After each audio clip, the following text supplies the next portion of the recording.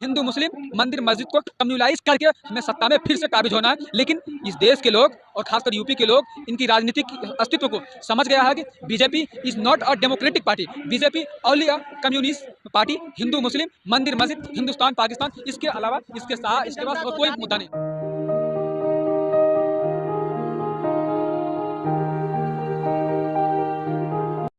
क्या नाम हुआ आपका? मेरा नाम अंजुम अमन हुआ।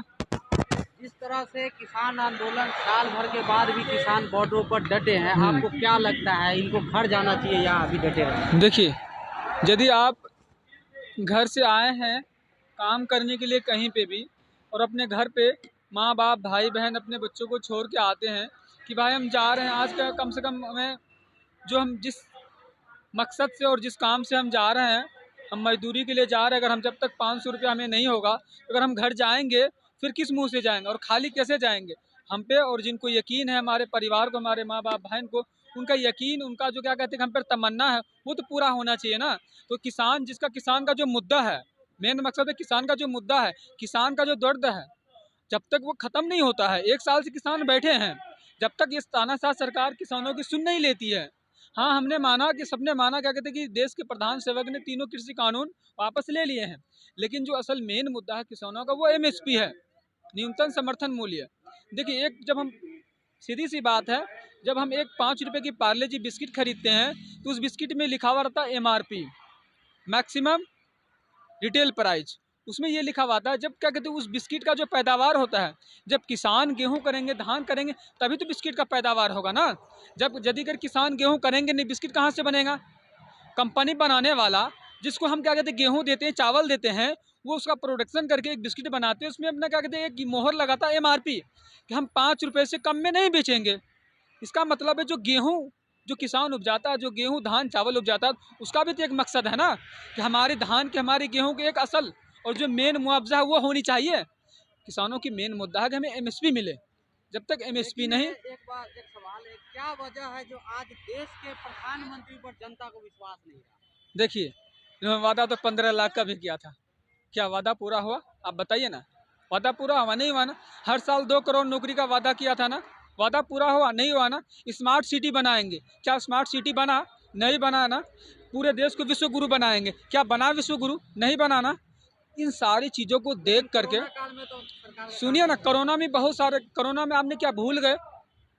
रोडों पे चलते हुए प्रवासी मजदूर को क्या आप भूल गए? नदी में बहते हुए लाशों को भूल गए? हमें ऑक्सीजन नहीं मिल गई थे, भूल गए? क्या इस तानाशाह की सरकार की तानाशाही हम भूल गए?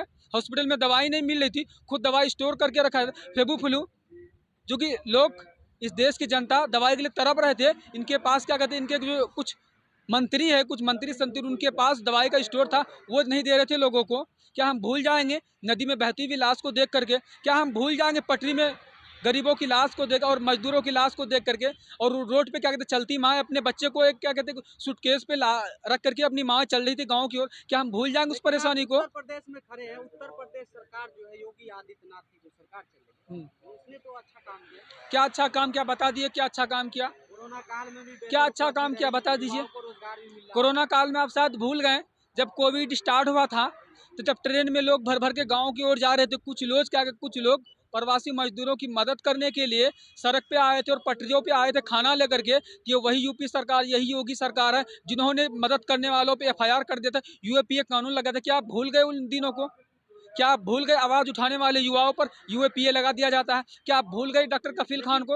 अभी जो हालात है, युवाओं को रोजगार तो ज्यादा मिल रहा है कहाँ मिला है रोजगार? बता दीजिए। क्या आप भूल गए? अभी सितंबर अक्टूबर में आंदोलन हुआ था यूपी में, तो उसमें से क्या कहते हैं कि बहुत सारे छात्रों को यूपी पुलिस के द्वारा पिटा गया था, बहुत सारों छात्रों पे क्या कहते हैं कि आंसू गैस से गोले छोड़े गए थे, उसके बाद क्या लाठी चलाया गया। लेकिन उसके कल होकर के दे राज्य के प्रधान सेवक क्या कहता है, देश राज्य के युवाओं सुधर जाओ, नहीं तो तुम पर यूपीए तो लगाएंगे ही, तुम्हारा प्रॉपर्टी जब्त करवा देंगे। और अगर तुम्हें शांत बैठ के रहना है तो ठीक, नहीं तो तुम्हारी प्रॉपर्टी भी जब्त करवा देंगे। क्या हम भूल जाएंगे? क्या भूल जाएंगे सीटेट पे किस तरह से क्या कहते पेपर लीक हुआ? कहाँ गए? पेपर लीक हुआ तो वो सरकार पे आप आरोप लगा रहे हैं। क्या? सरकार देखिए, वो तो सरकार का ही है ना। अभी तक उनकी जिन्होंने पेपर लीक किया, आप बोल रहे हैं हम उनकी प्रॉपर्टी जब्त करेंगे। उनके घर पे बुलडोजर चलवाएंगे। क्यों नहीं चलवाए अभी तक? आप प्रॉपर्टी क्यों जब्त नहीं हुई? आपकी कैसी शासन है, कैसी प्रशासन है आपकी? आपकी लेकिन दुनिया की आप नौजवान है, जिस तरह से 2014 और 2019 की बात की जाए तो सबसे ज्यादा युवा जो है मोदी जी को वोट किया। देखिए दिया था, मोदी जी ने वादा किया था, हम आएंगे तो अच्छे दिन आएंगे, हम आएंगे तो हर साल 2 करोड़ युवाओं को रोजगार देंगे, हम आएंगे तो काला धन लाएंगे, हम आएंगे तो देश को स्मार्ट सिटी बनाएंगे, हम आएंगे हर व्यवस्था को ठीक करेंगे। युवाओं ने उन पर भरोसा किया था, लेकिन युवाओं के भरोसा को उन्होंने देश के प्रधान सेवक ने बिल्कुल तोड़ा है, जुमलेबाजी किया है और इस देश को बिल्कुल क्या जुमलेबाजी के अलावा और कुछ नहीं दिया है, कुछ भी नहीं आज दिया भी है। तो युवा खुश है। कहाँ खुश है बता दीजिए ना, कहाँ खुश है? दिखा दीजिए। अगर आपके पास, आप क्या कहते हैं कि एंकर है, आप मीडिया वाले, आपके पास तो ऐसे बहुत सारे वीडियो होंगे, जो खुश है उसके नाम बता दीजिए ना, हम भी जाकर उससे मिल लेंगे। भैया आप कैसे खुश है, हम भी वैसे खुश हो जाएंगे। वो तो संदेश दे दिए थे ना कि पकौड़ा तल भी सकता है ये वो हाँ ये तो जरूर है कि पकौड़ा तल, देखिए देश के प्रधानमंत्री और इस देश के कुछ लोगों ने कहा था कि पकौड़ा तलना भी गलत काम नहीं। देख लीजिए ना, हम पढ़ लिख करके, हम PhD करके, MA करके, MA पॉलिटी करके हम पकौड़ा तोल। देखिए ना, इस देश की दुर्भाग्यवश देखिए, जिसने ये भरोसा जताया था युवाओं के प्रति कि हम आएंगे तो आपको 2 करोड़ रोजगार देंगे, लेकिन आप क्या कह रहा है, नहीं पकौड़ा तलना भी एक रोजगार है।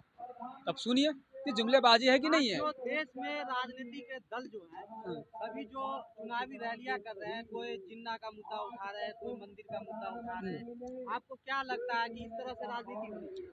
देखिए चुनाव अपनी जगह पे है, किसान का मुद्दा अपने जगह पे है, लेकिन जो सत्ता में रहने वाले पार्टी है, अपनी राजनीतिक रोटी सेकने के लिए उनके पास कोई मुद्दा नहीं है।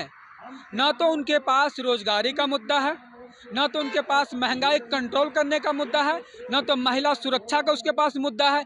उनके पास मुद्दा है हिंदू मुस्लिम, सिख ईसाई, मंदिर मस्जिद, जिन्ना पाकिस्तान। इसके अलावा और कुछ भी नहीं है, ना तो केंद्र सरकार के पास, ना ही यूपी सरकार के पास। लोगों के लगातार आरोप लगते रहे कि भारतीय जनता पार्टी हिंदू मुस्लिम की राजनीति करती है, धर्म की राजनीति करती है। देखिए इस तरह से अभी मथुरा में आप देखिए सकते हैं। इनका राजनीतिक ही, राजनीति को क्या कहना चाहेंगे आप, किस तरह से देखिए मथुरा में जब जिस राज्य के प्रधान सेवक खुद कहा है कि बहुत हुआ, अब तो अयोध्या की बारी खत्म है, अब बारी है मथुरा की। देखिए जब एक सत्ता में रहने वाले पार्टी जब इस तरह की बात करे, एक सांप्रदायिक माहौल बनाने की, एक दंगा कराने की बात करें, ये दंगा ही हुआ ना, दो पक्षों के बीच एक दंगा ही होगा ना। अब क्या कहते हैं कि हमने अयोध्या को कब्जा कर लिया, काशी को कब्जा कर लिया, अब मथुरा की बारी है। उसका मतलब है, सीधा सीधा मतलब है, उसके पास कोई मुद्दा नहीं, उसके पास किसी तरह का कोई मुद्दा नहीं। इसलिए हिंदू मुस्लिम मंदिर मस्जिद को कम्युनलाइज करके हमें सत्ता में फिर से काबिज होना है। लेकिन इस देश के लोग और खासकर यूपी के लोग इनकी राजनीतिक अस्तित्व को समझ गया है कि BJP is not a democratic party, BJP only a communist party. Hindu मुस्लिम मंदिर मस्जिद, हिंदुस्तान पाकिस्तान, इसके अलावा इसके पास जनता और तो कोई जाति मुद्दा धर्म नहीं में ही बढ़ जाती है ना। है जी। जनता तो जाति धर्म और राष्ट्रवाद पर ही वोट करती है। देखिए वो तो करती थी, लेकिन अब नहीं करेगी जनता, क्योंकि जनता अब इनकी हर बात को समझ चुकी है, हर बात को जनता इनकी समझ चुकी है। जनता अब इनकी चिकनी चपोरी वाली बात में आने वाला नहीं है, क्योंकि अगर मेरे माँ बाप अगर हमें पढ़ा लिखा रहे हैं, किसी खिलाफ अगर कोई जुल्म होगा, हम उस जुल्म के खिलाफ आवाज़ उठाएंगे। एक पढ़े लिखे इंसान का ये जिम्मेदारी है, अगर हमारी समाज में किसी के प्रति अगर गलत हो रहा है, हम उनके प्रति उनके इंसाफ के लिए आवाज़ उठाएंगे। हमें माँ बाप, मेरे भाई बहन किस लिए पढ़ा रहा है, ऐसे बिल्कुल। पढ़े लिखे युवा है, आप युवाओं को क्या संदेश देंगे अगले 5 देखिए वर्ष के चुनाव में, क्या करेंगे? युवाओं को आज के डेट में अगर आप देख लीजिए ना, जब तक आप मांगेंगे नहीं, जब तक आप लड़ेंगे नहीं, जब तक अपने घर से बाहर आएंगे नहीं, जब तक आप सड़क पे नहीं निकलेंगे, तो ये सरकार आपको अपना हक देने वाला नहीं है। सीधी सी बात है, अगर आपको अपनी हक लेनी है, आपको अगर नौकरी लेनी है, इस देश में महंगाई कम करनी है, इस देश में जो रोजगार अगर बढ़ाना है, इस देश में महिला सुरक्षा व्यवस्था बढ़ाना है, आपको किसानों की तरह रोड पे आना पड़ेगा। देश की आए जनता को बगैर, आप क्या संदेश देंगे कि चुनाव में किस मुद्दे पर वोट देखिए क्या करेंगे? देश की जनता, खासकर यूपी की जनता से मैं ये कहना चाहता हूँ कि कम्युनलाइज ना करें। आप पिछले 2 साल को ना भूलें, मौजूदा सरकार आपके साथ किस तरह का व्यवहार किया है, इस व्यवहार को, उनकी जो गतिविधि है, उनके जो कारनामे हैं, वो उसको मद्देनज़र रखते हुए अपना मतदान का प्रयोग करें और एक ऐसी सरकार लाएं अपनी राज्य में जो कि आपके भविष्य के बारे में, आपके आने वाले भविष्य के बारे में और आपके जनरेशन के बारे में, आपके विकास के बारे में, आपके स्वास्थ्य शिक्षा के बारे में, आपके महिला सुरक्षा के बारे में, आपके लिए हक और सच की लड़ाई लड़े और आपको इंसाफ दिलाए और आपको हक दिलाए। हम तो बस यही कहना चाहते हैं।